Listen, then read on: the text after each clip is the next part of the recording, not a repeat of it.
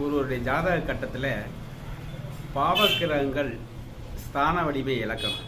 பாவக்கிரகங்களானது ஸ்தான வலிமைனா உச்சம் ஆட்சி போன்ற ஸ்தான வலிமையை இழந்து அதே நேரத்தில் திக்பலம் பெற்று நிற்கிறது நல்லது. அவ்வாறு இருந்தால் இந்த கிரக திசையில் மிகுந்த யோகத்தை ஜாதகத்துக்கு கொடுக்கக்கூடிய நிலைகளில் இருக்கும். உதாரணமாக துலா லக்கணம் அப்படின்னு வச்சுக்கோங்க. இங்கே செவ்வாய் 2ஆம் இடத்துலையோ 7ஆம் இடத்துலையோ ஆட்சி பெற்று நிற்கிறத விட 10ஆம் இடத்துல, அதாவது கடக வீட்டில் செவ்வாய் நீசம் பெற்று ஸ்தான வலிமையை இழந்து அதே நேரத்தில் திக்பலம் பெற்று நிற்கிறது மிகுந்த யோகத்தை அந்த திசைகளை ஜாதகத்துக்கு கொடுக்கும்.